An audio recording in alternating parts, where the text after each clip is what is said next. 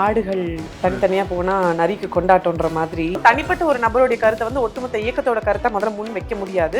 இன்னைக்கு வரைக்கும் கூட்டணி அப்படின்றது தலைவர் கேட்டது போல தைரியம் இருந்தால், திராணி இருந்தால், தெம்பு இருந்தால் அதே வார்த்தையை அதே ஸ்டாண்டை தமிழ்நாட்டில் வந்து சொல்லட்டுமே. ஏன் அதை சொல்ல மாட்டேங்கிறாரு? ஸோ பீகார் தமிழ்நாடு எப்படி வேற வேறன்னு கேட்டா அடிப்படைக்கு கூட இன்னும் கையேந்திட்டு கூடிய நிலைமை தான் நார்த் இந்தியன் ஸ்டேட்ஸ்ல பல ஸ்டேட்ல இருக்கு. இன்னும் குறிப்பா சொல்ல போனா பாஜக ஆளக்கூடிய மாநிலங்கள்ல இது இருக்கு. அந்த மக்கள் பாமர மக்களாவே இருந்தாதான் அவங்களால அங்க அக்செப்ட் பண்ண முடியுன்றது தான் நிதர்சனமான உண்மை.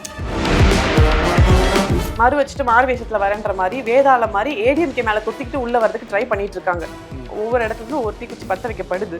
ஆனா அது மழைக்காலத்துல பத்த வச்சுட்டு இருக்காங்கன்றதான் சொல்ல விரும்புறோம்.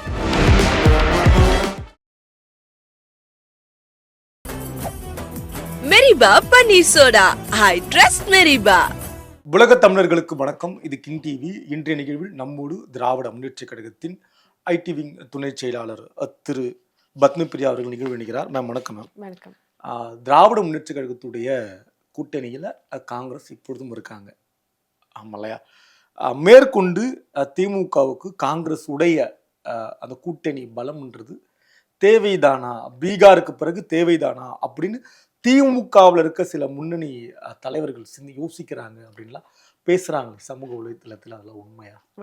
வதந்திகளாவே இருக்கு. இன்னைக்கும் திமுக காங்கிரஸ் இடையேயான அந்த நல்லுணர்வு அப்படின்றது அப்படியே கண்டினியூ பண்ணிட்டு இருக்குமான்றதா கேள்வி. இன்னும் 3 மாசம் இருக்குங்க, என்ன வேணாலும் நடக்கணும்ன்ற. அதாவது ஆடுகள் தனித்தனியா போனா நரிக்கு கொண்டாட்டம்ன்ற மாதிரி இருக்கிறதெல்லாம் வந்து தானா வந்து காங்கிரஸ் ஆடு திமுக ஆடுன்னு சொல்ல வரீங்களா? அப்படி புரிஞ்சுக்கலாமா? ஏன் அது ஒரு விலங்கு கிடையாது, ஒரு மிருகம் கிடையாதா? அப்படி எல்லாம் ஒண்ணும் கிடையாது. இந்த கூட்டணி தமிழ்நாட்டு அரசியல் ஆடுனால அண்ணாமலை அவர்கள் ஞாபகம் வந்துருவாரு. அதனால எனக்கு ஞாபகம் இல்ல, உங்களுக்கு ஞாபகம் வந்திருக்குன்னா நீங்க பெரிய ஃபேனா இருப்பீங்கன்னு அர்த்தம். நல்லது. சரி. சோ இந்த கூட்டணி உடைஞ்சிடாதா, இவங்களோட பிரிவுல வந்து நம்ம வந்துட மாட்டோமான்ற மமதையில இருக்கிறவங்க இந்த மாதிரியான பிரச்சாரங்களை மேற்கொள்றாங்க. பட் இன்னைக்கு வரைக்கும் இந்த இந்தியா அலையன்ஸும் சரி, இங்க இருக்கக்கூடிய கூட்டணிகளும் சரி பலமா தான் இருக்கு. இன்னும் பலம் சேர்த்துட்டு தான் இருக்கே தவிர்த்து எங்கேயுமே உடையறதுக்கான விரிசலை பார்க்க முடியல. திமுக இந்த ஸ்டாண்ட்ல இருந்தா கூட காங்கிரஸ்ல இருக்கக்கூடிய முன்னாள் தலைவர் அவர் சொல்றாரு, திமுகவை ஆட்சி அதிகாரத்துக்கு கொண்டு வருவதற்காக, ஆனால் திமுகவை அடுத்த கட்டம் நகர்வதற்காக காங்கிரஸ்ல இருக்க நாங்கள் கடுமையாக உழைக்கணுமா, ஒரு படி மேலே நாங்கள் தான் தீ குடிக்கணுமா என்ன திமுகவை ஆட்சி கொண்டு வருதுன்னு முன்னாள் தலைவர் பேசிய ஒரு கட்டுரை ஒன்று வெளிவந்திருக்கு, ஒரு நேர்காணல் வெளிவந்திருக்கு. இதெல்லாம் திமுக தலைமை கவனிக்கும் இல்லையா? நிச்சயமா கவனிப்பாங்க. இது ஒவ்வொருத்தரோட தனிப்பட்ட கருத்தை ஒரு ஒட்டுமொத்த இயக்கத்துடைய கருத்தாக முன்வைப்பது முதல்ல தவறான விஷயம். தலைமைக்கும் தலைவருக்கும் நடுவுல என்ன பேச்சுவார்த்தைகள் இருக்கு, அவங்க எவ்வளவு இணக்கமா இருக்காங்கன்றத பார்க்க முடியுது. ஒவ்வொரு தேர்தல்ல நீங்க கூட்டணி அமைச்சு தேர்தல்ல பிரச்சாரம் போறப்ப பேசிய தலைவரும் உங்களுக்காக வந்து பேசணும், நிக்கணும் இல்லையா? அவருக்கு சீட்டு கொடுத்தா நீங்க அவர் பக்கத்துல போய் நிக்கணும் இல்லையா? அவருக்காக நீங்க பேசணும் இல்லையா? ஒரு வெறுப்புணர்வு வராதா? இப்படி அதான் சொல்றேன். தனிப்பட்ட ஒருத்தர் சொன்னதை ஒரு இயக்கத்தோடைய மெசேஜா பல பேர் அவசியம் கிடையாது. ஒவ்வொரு முறையும் ராகுல் காந்தி அவர்கள் இங்க வரும்போது தலைவர்கிட்ட எவ்வளவு இணக்கமா இருக்காங்கன்னு பார்க்க முடியுது. ஒவ்வொருத்தருக்குள்ளயும் மெசேஜ் கன்வென்ஷன் எப்படி இருக்கு? கூட நின்னு போட்டோ எடுக்கிறதும் ஸ்வீட் வாங்கிட்டு வந்து கொடுக்கறதும்லாம் இணக்கமாயிடுமா முடியுமா? அது இணக்கம் இல்லையா? அத கூட உங்க ஷாக்கிட்டி ஜிகிட்டி உங்களால வாங்க முடியாதே, அதுதானே பிரச்சனை. இது இணக்கம் இல்லைன்னு நீங்க பாக்குறீங்க, இது இணக்கம் தான் நாங்க பாக்குறோம். தனிப்பட்ட ஒரு நபருடைய கருத்தை வந்து ஒட்டுமொத்த இயக்கத்தோட கருத்தை முதல்ல முன் வைக்க முடியாது. இன்னைக்கு வரைக்கும் கூட்டணி அப்படின்றது ரொம்ப ஸ்ட்ராங்கா இருக்கு, இன்னும் ஸ்ட்ரென்தன் ஆயிட்டு தான் இருக்கு. ஸோ பிரிவுன்றது ஒண்ணு கிடையாது, ஏற்றத்தாழ்வுன்றது ஒண்ணு கிடையாது. இன்னைக்கு வரைக்கும் தமிழ்நாடு அமைதியா தான் இருக்கு, இனியும் அமைதியா தான் போகும். திமுகவுடைய கூட்டணிக்கு காங்கிரஸ் உடைய பலம் தேவைதானா? உண்மையா அதை திமுக அதை உணர்றாங்களா, ஃபீல் பண்றாங்களா? இல்ல பீகாருடைய தேர்தல் முடிவை பத்தி யோசிப்பாங்க இல்லையா? அதுக்காக நான் கேட்கிறேன். தொடர்ந்து சூழலை வந்து பீகாரோட நம்ம முதல்ல கம்பேர் பண்ண முடியாது. ஏன் பண்ண முடியாது? எதனால? அவங்களுடைய ஜியோகிராபிக் லொகேஷனும் மக்கள் சிந்திக்கிற விதமும் அங்க இருக்கக்கூடிய சூழலும் எதுவுமே வந்து இங்க இருக்க மக்கள் எப்படி சிந்திக்கிறாங்க? இல்ல இப்ப தமிழ்நாட்டு மக்களுடைய சிந்தனை ஓட்டம் வேற. நீங்க அதான் நமக்கான தேவை, நம்மளுடைய வரலாறு, நம்ம என்ன பண்ணிட்டு இருக்கோம், பயணிச்சுட்டு இருக்கோம்ன்றது கம்ப்ளீட்டா வேறையா தானே இருக்கு. ஏன் நார்த் இந்தியன் ஸ்டேட்ஸ் இப்படி இருக்கு, ஏன் சவுத் இந்தியன் ஸ்டேட்ஸ் இப்படி இருக்குன்ற விஷயம் நமக்கு தெரியும். நம்மளுடைய ஐடியாலஜி, நமக்கு என்ன தேவை, நம்மளுடைய வரலாறு அதை நிரூபிச்சிருக்கு. அப்படின்றப்போ அவங்களுடைய தேவையை நம்மளுடைய தேவையா, நம்ம உதாரணத்துக்கு அங்க இன்னமும் வந்து எஜுகேஷனுக்கான தேவை வந்து இன்னும் இன்க்ரீஸ் ஆகிட்டே தான் போகுது, வேலை வாய்ப்புக்கான தேவை இன்க்ரீஸ் ஆகிட்டே தான் போகுது. ஆனா தமிழ்நாடு ஆல்ரெடி இன்னைக்கு அதை எட்டியாச்சு, நம்ம அடுத்த கட்டத்தை நோக்கி போயிட்டு இருக்கோம். ஸோ பீகாரும் தமிழ்நாடு எப்படி வேற வேறன்னு கேட்டா அடிப்படைக்கு கூட இன்னும் கையேந்திட்டு கூடிய நிலைமை தான் நார்த் இந்தியன் ஸ்டேட்ஸ்ல பல ஸ்டேட்ல இருக்கு. இன்னும் குறிப்பா சொல்ல போனா பாஜக ஆளக்கூடிய மாநிலங்கள்ல இது இருக்கு. ஆனா பாஜக ஆளாத சவுத் இந்தியன் ஸ்டேட்ஸ்ல இன்னைக்கு நம்ம ஃபிளரிஷ் பண்ணிட்டோம்னா ரொம்ப நல்லா தான் இருக்கும். நம்மளுடைய தேவைகளும் அவங்களோட தேவைகளும் வேறுபடுது அப்படின்றதுக்கு இது ஒரு இல்ல எக்ஸாம்பிள். இப்ப பீகாருடைய தேர்தல் வெற்றி உறுதியான பிறகு தமிழ்நாட்டுல பலரும் குறிப்பா இந்த முற்போக்கு திமுக வட்டாரங்கள்ல பீகார் மக்களை கார்னர் பண்ணி சில வார்த்தையை பயன்படுத்தினாங்க. அவங்க அறியாமையில இருக்காங்கன்னு சொன்னா பரவாயில்ல, படிப்பறிவு இல்லாத மக்கள், அவங்க சங்கித்தனமா தான் இருக்காங்க, ஒரு முட்டாள்தனமா இருக்காங்க அப்படின்ற வார்த்தையெல்லாம் பயன்படுத்தினாங்க. அதெல்லாம் பாத்தீங்களா? அதெல்லாம் தெரியலையா? கண்ணுக்கே வரலையா? உண்மையா வரலையா? மறுபடியும் சொல்றேன், தனிப்பட்ட ஒருத்தருடைய விமர்சனமும் அவங்க யூஸ் பண்ற சொல்லாடலும் அவங்க உங்களுக்குரியது. அது ஒட்டுமொத்த இயக்கத்தை பெயிண்ட் பண்றதுக்காக நம்ம யூஸ் பண்ண முடியாது. கம்பேரிட்டிவ்லி அங்க எஜுகேட்டட் பீப்புள் கம்மியா இருக்காங்கன்றது தான் நிதர்சனமான உண்மை. இங்க தயாநிதி மாறன் பானிபூரி விற்கிறாங்க இங்க வர்றவங்க அப்படின்றாங்க. இன்னும் சில சொல்லலாம் பயன்படுத்துறாங்க. தயாநிதி மாறன் திமுக இல்லைன்னு சொல்லிடலாமா? பாக்குற மக்கள் அங்க இருந்து வந்தவங்க பானிபூரி விக்கல நீங்க சொல்றீங்களா? பானிபூரி மட்டும் தான் அங்க விற்கிறாங்க. இருந்து வந்தவங்க வேற என்ன பண்றாங்க? இங்க ஐடி நிறுவனங்கள்ல வட மாநிலத்தை சார்ந்தவங்க இல்லையா? எத்தனை சதவீதம்? இருக்காங்களா இல்லையா? எத்தனை சதவீதம்? எத்தனை சதவீதம்? தமிழ்நாட்டை நோக்கி படையெடுத்து அத்தனை பேர் வராங்கல்ல. பானிபூரி விக்கிறது தப்பா? பானிபூரி தான் விக்கிறாங்க. சரி, பானிபூரி விக்கிறாங்கன்னு தானே சொன்னாரு. அவர் தப்பா ஒண்ணு சொல்லி பானிபூரி விக்கிறது என்ன தப்பா? அந்த டோன் இருக்குல்ல, அந்த டோன் இருக்குல்ல மேம், அது சொல்லி பார்வை எப்படி இருந்திருக்கு அவ்வளவுதான். நீங்க நம்ம ஒரு விஷயத்துல ரொம்ப தெளிவா இருக்கணும். தமிழ்நாட்டுடைய நிலையையும் என்ன மெசேஜ் சொல்ல வராரு மேம்? என்ன மெசேஜ் சொல்ல வராரு? நார்த் இந்தியன் ஸ்டேட் வந்து compare to south Indian state நல்லா இருக்கா? கல்வியில எங்க இருக்கு? வேலை வாய்ப்புல எங்க இருக்கு? பெண்களுக்கான உரிமை, அவங்களுக்கான மெடிசினல் ஃபெசிலிட்டி எங்க இருக்கு? நீங்க சொல்ற அதே ஒன்றிய அரசு தான் எல்லாருக்கும் ஒரே மாதிரியான நிதியை கொடுக்குறாங்க, ஒரே மாதிரியான வளர்ச்சி திட்டங்களை வகுக்கிறாங்க. நம்ம இருக்கிறத வச்சுட்டு ஃபிளரிஷ் ஆகி போயிட்டே இருக்கோம். அவங்க இன்னும் அங்கேயே தான் நிக்கிறாங்க. அது யாருடைய தப்பு? அங்கேயும் அதே தலைவர்கள் தான் இருக்காங்க. கொள்கைகள் மாறுபடுது. அதுல எவ்வளவு தூரம் வேறுபாடு இருக்குன்றது தெரியுதுல்ல. அங்க நமக்கு 100 ரூபாய் கொடுத்தா அவனுக்கு 10,000 ரூபாய் கொடுக்குறாங்க. ஆனா அந்த 10,000 ரூபாய் வச்சுட்டு அவனுக்கு பொழைக்க தெரியல. அதே 100 ரூபாய் வச்சுட்டு நமக்கு நோக்கி அவங்க மக்கள் படையெடுத்து வராங்க. இது யாரோட தப்பு? நிர்வாக திறமை இல்லாத ஒரு இடத்துல திருப்பி கொண்டு போய் டம்ப் பண்ணது யாரோட தப்பு? கேட்டா நீங்க ஈக்குவாலிட்டி பத்தி பேசுறீங்க, அந்த மக்கள் பாவம், அவங்க கிட்ட ஒண்ணுமே இல்ல, அவங்க கிட்ட போய் குடுக்கலாம்னு சொல்றாங்க. இது எந்த வகையில கரெக்டான ஸ்டேட்மென்ட்? அவங்க என்ன சொல்றாங்க, அதாவது பாதிக்கப்பட்ட மக்கள் இருக்காங்க, பாதிக்கப்பட மக்களை வச்சிட்டு இருக்காங்கன்னு தான் நாங்க சொல்லிட்டு இருக்கோம். பாதிக்கப்பட்ட மக்கள் அங்க இருக்குதுல, அந்த மக்கள் அந்த நிலையில இருக்கிறது காரணம் யாருன்னு தான் கேக்குறோம். மெலிந்தவர்களுக்கு கூடுதலாக 3 இட்லி வைக்கிறதுல என்ன தப்பு? மெலியவர்களாகவே வச்சிட்டு இருக்கிறது தான் பிரச்சனைன்னு சொல்றேன். என்ன சுதந்திரம் வாங்கினதுல இன்னைக்கு வரைக்கும் மெலிஞ்சுக்கிட்டே இருக்காங்களே, அதுதான். அவங்க மெலிஞ்சிருக்காங்கன்றது எங்களுடைய கஷ்டமும் கூட தான். இல்லன்னா நாங்க எங்க போராடணும்? இப்ப இங்க சட்ட திருத்தம் கொண்டு வரதுல இருந்து, கவர்னருக்கு கொட்டு வச்சதுல இருந்து, ஏன் நம்ம கவர்னருக்கு மட்டும் தான் மண்டையில கொட்டு விழுந்துச்சா? இந்தியாவில் இருக்கக்கூடிய எல்லா கவர்னருக்கும் தான் சேர்த்து விழுந்துச்சு. நம்ம மாநிலத்துக்கு நம்ம போராடுறோம், ஒவ்வொரு வருஷமும் மாநிலத்துக்காக மட்டும் போராடலையே, ஒட்டுமொத்த இந்தியாவுக்காக தான் போராடிட்டு இருக்கோம். அவங்க அப்படி இருக்காங்களேன்னு நாம தான் ஃபீல் பண்றோம். இன்னைக்கும் அவங்கள அரவணைச்சு அவங்களுக்கான வேலை வாய்ப்பையும் அவங்களோட குடும்ப சூழலையும் பார்த்து தமிழ்நாடு தான் பார்த்துட்டு இருக்கு. இங்க எடுக்கிற ஒவ்வொரு ஸ்டெப்பும் ஒட்டுமொத்த இந்தியாவிலையும் ரெப்ரசென்ட் பண்ற ஒரு ஸ்டெப்பா தான் இருக்கு. அதனால அவங்கள அப்படி சொல்றோம் இப்படி சொல்றோம்னு மறுபடியும் அவங்களுக்கு அகெயின்ஸ்டா நம்ம இருக்கோன்ற ஸ்டாண்டை முன்வைக்கிறாங்களே தவிர்த்து அவங்களுக்காக சேர்த்து போராடுறோன்றது ஏன் வந்து சொல்றதுக்கு மறுக்கிறாங்க? ஏன்னா இதை வச்சுதான் அவங்க பாலிடிக்ஸ் பண்ண முடியும், இதை வச்சுதான் அவங்க பொழைக்க முடியும். அந்த மக்கள் பாமர மக்களாவே இருந்தாதான் அவங்களால அங்க அரசியல் பண்ண முடியுன்றது தான் நிதர்சனமான உண்மை.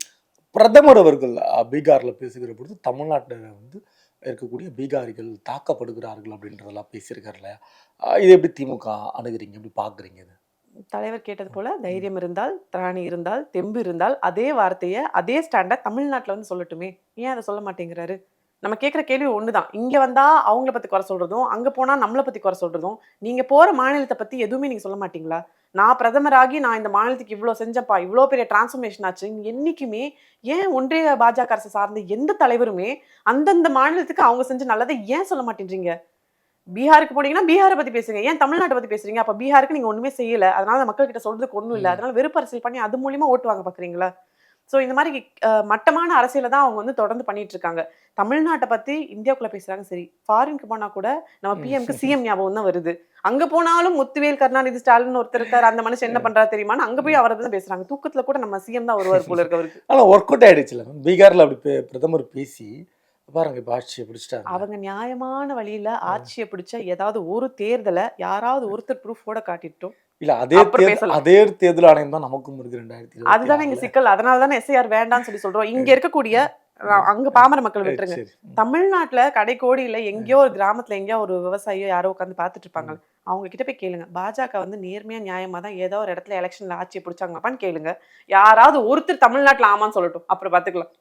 அவங்க புறவாச வழியா வருவாங்க, கலவரம் பண்ணுவாங்க, குழப்பம் பண்ணுவாங்க, கண்ணீர்லயும் ரத்தத்திலயும் அப்படி தான் இன்னைக்கு எத்தனை வரைக்கும் கலவரம் ஆட்சி பண்ணிருக்காங்கன்னு கேக்குறாங்க. தமிழ்நாட்டுல நம்ம பிஜேபி பண்ண பிஎம் கலவரம் கதை ஊருக்கே தெரியும். இதுக்கு மேல வேற என்ன வேணும்? தமிழ்நாட்டுல பிஜேபி எங்க என்ன அக்கா கலவரம் பண்ணிட்டாங்க? எங்க அக்கா பில்கிஸ் பானு வர சொல்லலாம், அவங்க கிட்ட கேட்கலாம், அவரும் தமிழ்நாட்டுல சொல்லட்டும். கேக்குறாங்க. தமிழ்நாட்டுல என்ன கலவரம் நடந்திருக்கு? பிஜேபி எங்கயாவது பிஜேபி தமிழ்நாட்டுல ஏன்னா இங்க இருக்கிறது திராவிடம், இங்க திருப்பி திருப்பி வர்றது திமுகவும் அதிமுகவும். நம்ம என்னதான் வந்து பங்காளி சண்டை போட்டுக்கிட்டாலும் இங்க அந்நிய சக்தியை உள்ள வர்றதுக்கு மேடம் ஜெயலலிதா இருந்த வரைக்கும் நம்ம அனுமதிச்சது இல்ல. எந்த ஒரு சட்ட திருத்தமும் அனுமதிக்கப்பட்டது இல்ல. இபி பில்ல ஆரம்பிச்சு நீட் வரைக்கும் எல்லாத்துக்கும் தடையா நின்னாங்க. ஆனா இன்னைக்கு அவரோட நிலைமை எப்படி இருக்கு? மறு வச்சுட்டு மாறு வேஷத்துல வரேன்ற மாதிரி வேதாள மாதிரி ஏடிஎம்கே மேல தொத்திக்கிட்டு உள்ள வர்றதுக்கு ட்ரை பண்ணிட்டு இருக்காங்க. கூட்டணி வைக்கிறாங்க கலைக்கிறாங்க, வைக்கிறாங்க கலைக்கிறாங்க, இப்படி உள்ள வெளியேன்னு எலெக்ஷன் வரைக்கும் விளையாடிட்டே தான் இல்ல இருக்காங்க. நான் அதான் கேக்குறேன். அதிமுக பாஜகவுடைய கூட்டணி அமைந்தத திமுக விரும்பலையோ? பயப்படுறாங்க. திமுகவை கூட்டணி சேர்ந்த அமைஞ்சிடுச்சுன்னு. பெரும்பாலான தலைவர்கள் பெரும்பாலான மேடைகள்ல சொன்ன ஒரு முக்கியமான விஷயம் என்னன்னா, எங்களுடைய எதிர்க்கட்சியா அதிமுக இருக்கணும் தான் நாங்க விரும்புறோம். சரி. ஏன்னா அந்த கொள்கையாவது அங்க இருக்கு. கொள்கையா அங்க இருக்கிற யாரும் முதல்ல அக்செப்ட் பண்ணல, தலைவர்களையும் மறந்துட்டாங்க.